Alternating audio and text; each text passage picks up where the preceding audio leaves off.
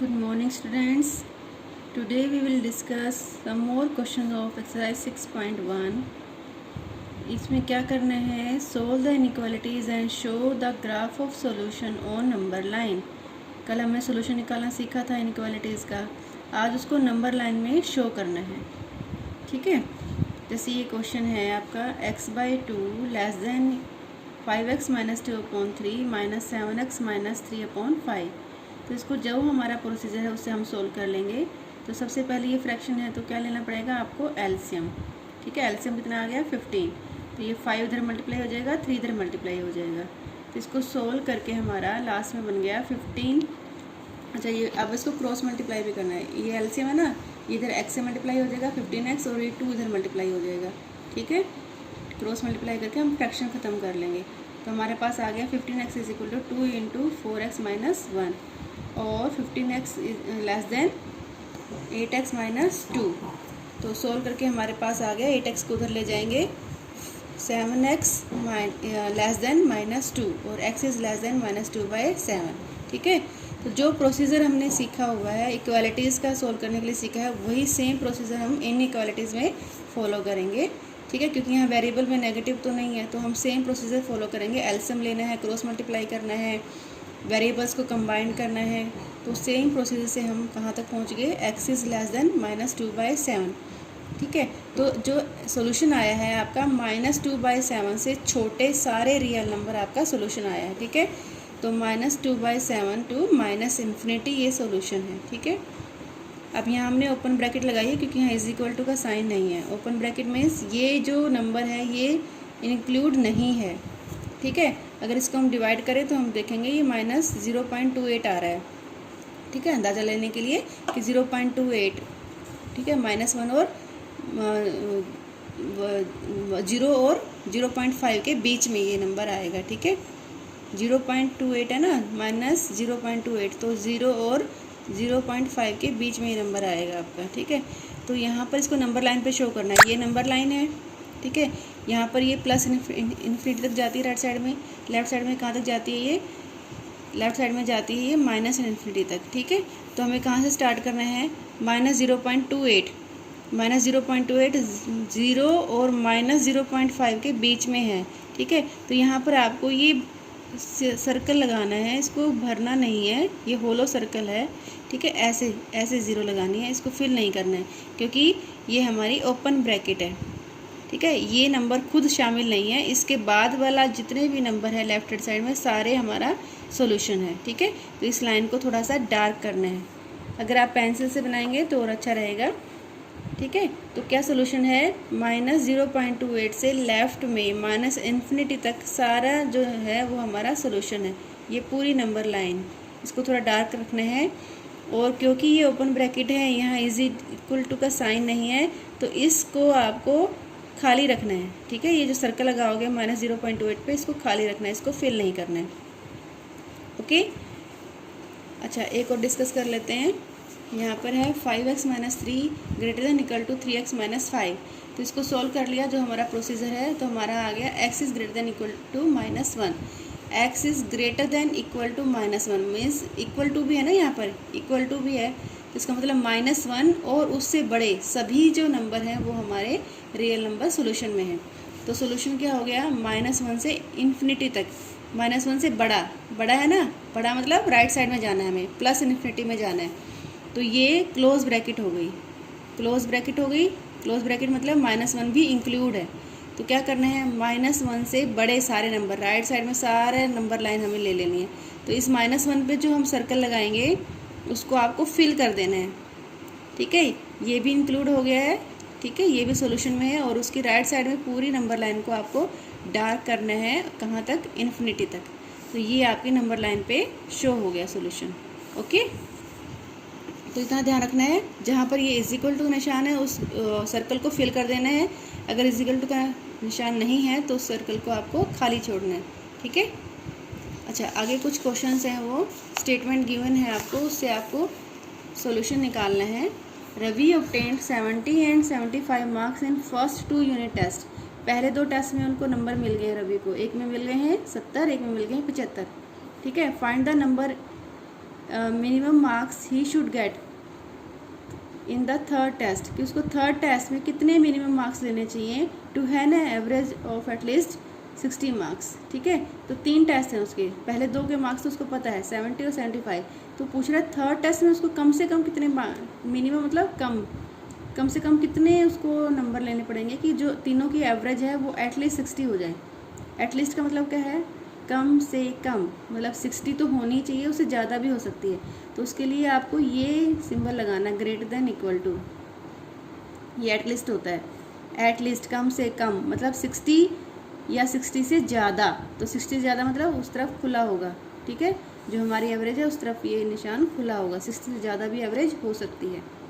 तो फिर हम थर्ड टेस्ट के मार्क्स मान लेंगे।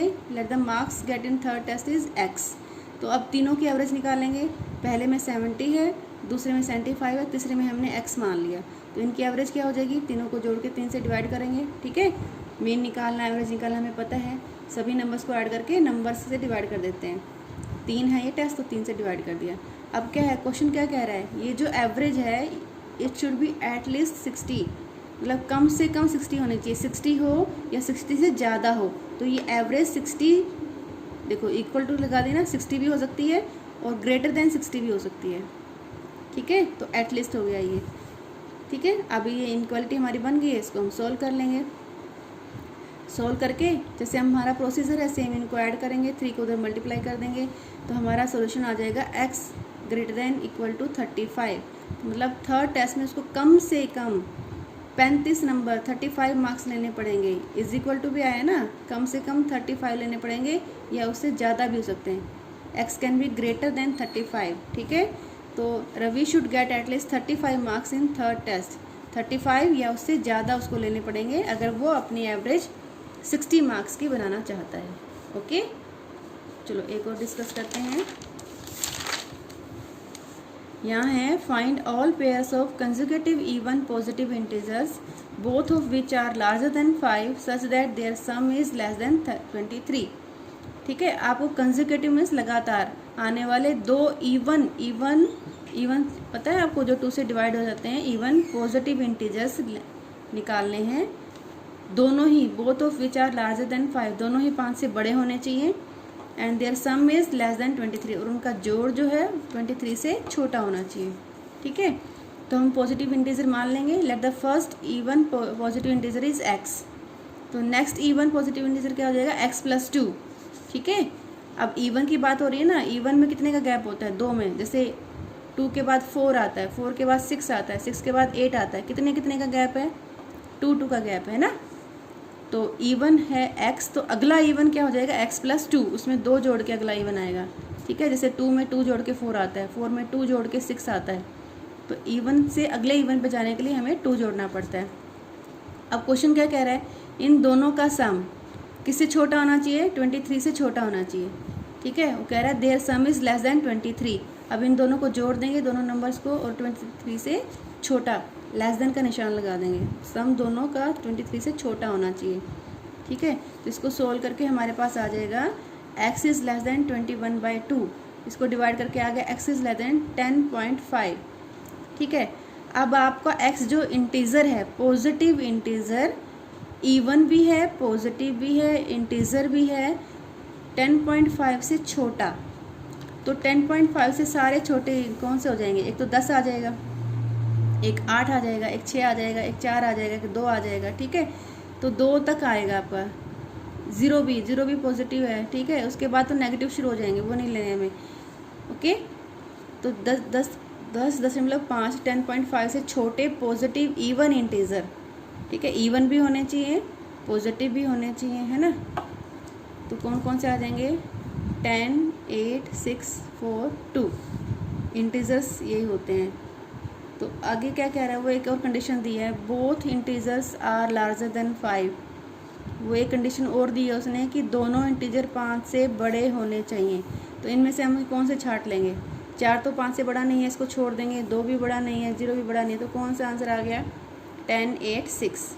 ठीक है, तो इन दोनों कंडीशंस को कंबाइन करना है, एक तो ये, एक तो हमारे पास आ गया ये वाली कंडीशन कि x जो है 10.5 से छोटा पॉजिटिव इवन इंटीजर है, दूसरा वो दोनों ही जो इंटीजर हैं वो 5 से बड़े हैं, तो इन दोनों के बीच में जो आ रहे हैं वो कौन से इंटीजर हैं, 10, 8 और 6।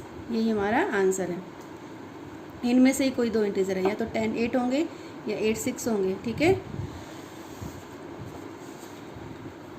अगला देखो, a man wants to cut 3 length from a single piece of wood board of length 91 centimetre. एक आदमी के पास एक बोर्ड है लकड़ी का जिसकी लेंथ कितनी है, 91 सेंटीमीटर। वो उसमें से 3 लेंथ काटना चाहते हैं। ठीक है, 3 lengths from a single piece, 3 length काटने, उसको अलग अलग 3 साइज़ के पीस करने हैं उसको। अब क्या कह रहा है, the second length is to be 3 centimetre longer than the shortest. ठीक है, जो शॉर्टेस्ट लेंथ उसने काटी है, जो सबसे छोटी लेंथ उसने काटी है, उससे जो अगली लेंथ है सेकंड लेंथ, वो उससे 3 सेंटीमीटर बड़ी होगी। ठीक है, और जो थर्ड लेंथ है is to be twice as long as the shortest. जो तीसरी लेंथ, जो तीसरा पीस वो काटेगा वो सबसे छोटी वाली का डबल होगा, ट्वाइस होगा। ठीक है, what are the possible length for the shortest board if the third piece is to be at least 5 centimetre longer than the second. ये एक कंडीशन और दे रखी है कि जो शॉर्टेस्ट डिस्टेंस की पॉसिबल लेंथ क्या होगी, अगर तीसरे पीस की लेंथ कम से कम 5 ज़्यादा होगी सेकंड से। ठीक है, तो इसको बारी बारी देखते हैं। तो सबसे पहले हम शॉर्टेस्ट लेंथ मान लेते हैं, क्योंकि सारा डिपेंड किस पे कर रहा है, शॉर्टेस्ट लेंथ पे डिपेंड कर रहा है। तो हमने शॉर्टेस्ट लेंथ मान ली x।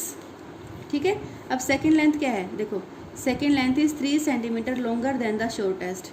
ठीक है, तो शॉर्टेस्ट x है, तो सेकंड लेंथ कितनी हो जाएगी, इससे 3 सेंटीमीटर ज़्यादा, मतलब x + 3। ठीक है, तो सेकंड लेंथ कितनी होगी, x + 3। ठीक है, अब थर्ड लेंथ क्या कह रहा है वो, third length is twice as long as the shortest. जो तीसरी लेंथ ले रहा है वो क्या ले रहा है, शॉर्टेस्ट का ट्वाइस ले रहा है। ठीक है, तो शॉर्टेस्ट x हो गई, सेकेंड लेंथ होगी उससे 3 सेंटीमीटर ज़्यादा, x + 3 होगी, थर्ड लेंथ होगी उससे ट्वाइस, मतलब 2x होगी। ठीक है, अब ये तीनों उसने काटे कहाँ से हैं, कहाँ से काटे हैं, एक सिंगल पीस से जिसकी लेंथ 91 सेंटीमीटर है। ठीक है, तो अगर इन तीनों को जोड़ दें हम तो 91 सेंटीमीटर से ज़्यादा तो नहीं हो सकते, वो नहीं हो सकते ना, या तो उससे छोटे रहेंगे या उसके बराबर रहेंगे, क्योंकि उससे ज़्यादा लकड़ी वो लड़ाएगा कहाँ से, इसमें से ही काटने हैं उसको। तो क्या करेंगे, इन तीनों को जोड़ के किसके less than equal to 91 centimetre, मतलब उससे छोटे भी हो सकते हैं, कुछ पीस बच जाए, मान लो लकड़ी का कोई टुकड़ा बच गया अगर उसकी सेटिंग नहीं हो रही है तो, और इक्वल टू भी हो सकते हैं। ठीक है, मैक्सिमम लेंथ इन तीनों को जोड़ के कितनी हो सकती है, 91 सेंटीमीटर। इससे ज़्यादा उसके पास है ही नहीं, और इससे छोटा भी हो सकता है। ठीक है, कई बार वेस्टेज भी हो जाती है या उसकी रिक्वायरमेंट पूरी ना हो तो उसको छोड़ना भी पड़ सकता है। तो इसको सोल्व कर लेंगे हम, सोल्व करके हमारा आ गया x is less than equal to 22। ठीक है, तो जो शॉर्टेस्ट डिस्टेंस है वो 22 या उससे छोटी होगी, 22 सेंटीमीटर, कम से कम मैक्सिमम 22 सेंटीमीटर होगी या उससे छोटी होगी, लेस देन इक्वल टू। ठीक है, तो मतलब मैक्सिमम लेंथ जो है वो 22 सेंटीमीटर ले सकता है छोटे पीस की, या उसे छोटी लेनी पड़ेगी। ठीक है, एट मोस्ट इसको बोलते हैं हम, एट मोस्ट। अब वो सेकंड कंडीशन क्या कह रहा है, सेकंड कंडीशन वो कह रहा है, देखो नीचे वाली लाइन में उसने लिखा था ना, shortest board if the third piece is to be at least 5 centimetre longer than the second. Third piece क्या है हमारे पास, 2x, 5 सेंटीमीटर लॉन्गर। ठीक है, देन द सेकेंड।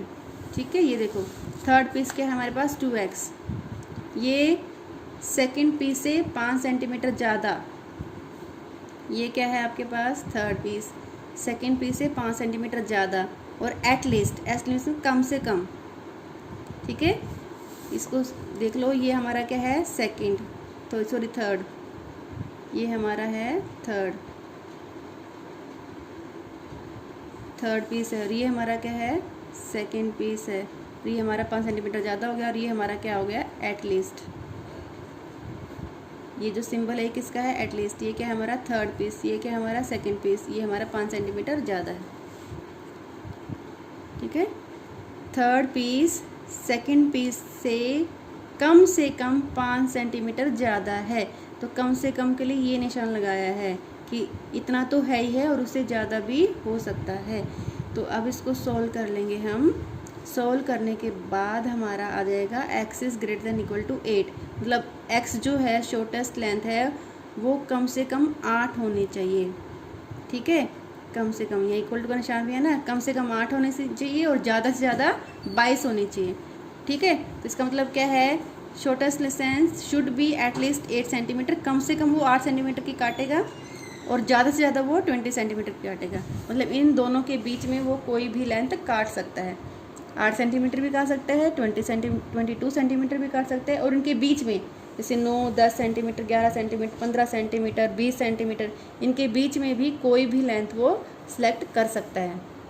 बस इतना ध्यान रखना है कि 8 या 8 से बड़ी होनी चाहिए, 22 या 22 से छोटी होनी चाहिए। ओके।